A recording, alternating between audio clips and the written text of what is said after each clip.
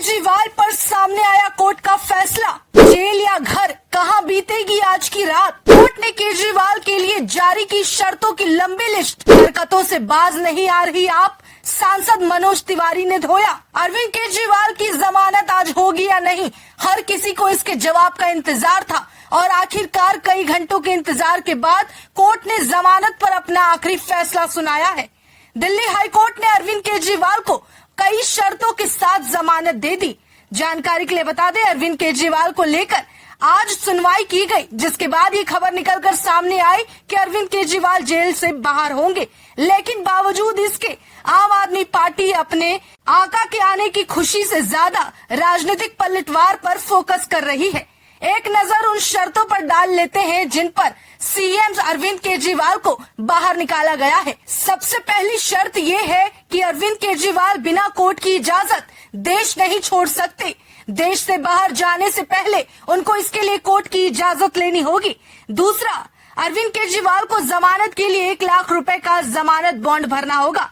तीसरा, कोर्ट ने ये भी कहा कि अरविंद केजरीवाल को जब जांच एजेंसी जांच के लिए बुलाएगी, उनको जांच एजेंसी के सामने पेश होना होगा।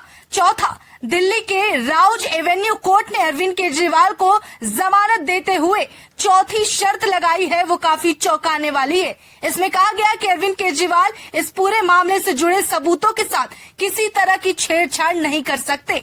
पांचवा, इसके अलावा इस मामले के किसी भी गवाह से संपर्क नहीं करेंगे। छठा, कोर्ट ने कहा कि केजरीवाल अब खत्म हो चुकी दिल्ली शराब नीति इस मामले के केस से जुड़ी किसी भी फाइल से भी छेड़छाड़ नहीं कर सकते।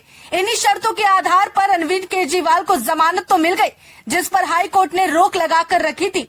हाई कोर्ट की सुनवाई के बाद केजरीवाल की जमानत पर फैसला हुआ। सुनवाई के दौरान ईडी ने अरविंद केजरीवाल को कथित अपराधी की और सह आरोपी से जोड़ने की मांग की थी, जबकि बचाव पक्ष ने दावा किया कि इस पक्ष के पास आप नेता को फंसाने के लिए कोई सबूत नहीं है। ईडी ने दलील दी कि 7 नवंबर 2021 को गोवा में विधानसभा चुनाव प्रचार के दौरान Arvind Kejriwal grand Hyatt hotel में ठहरे, जिसका बिल चनप्रीत ने चुकाया था, जिस पर गोवा में आम आदमी पार्टी के फंड का प्रबंधन करने का आरोप लगाया जाता है। साथ ही बताते चले कि ईडी की याचिका के बाद भी अरविंद केजरीवाल को मिली जमानत और फिर हाई कोर्ट में हो रही सुनवाई पर सीएम केजरीवाल की पत्नी सुनीता केजरीवाल का भी प्रतिक्रिया सामने आया था।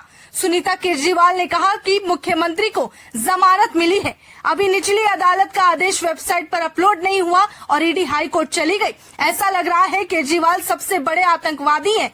तानाशाही इतनी बढ़ गई है कि मुख्यमंत्री को भी कानूनी अधिकार नहीं दिया जा रहा। उन्होंने जेल से भेजे गए मुख्यमंत्री का संदेश पढ़कर सुनाया। सुनीता केजरीवाल अपने पति के नहीं लौटने वाली खबर से काफी बौखलाई हुई थी, जिस पर उन्होंने ये बयान दिया था।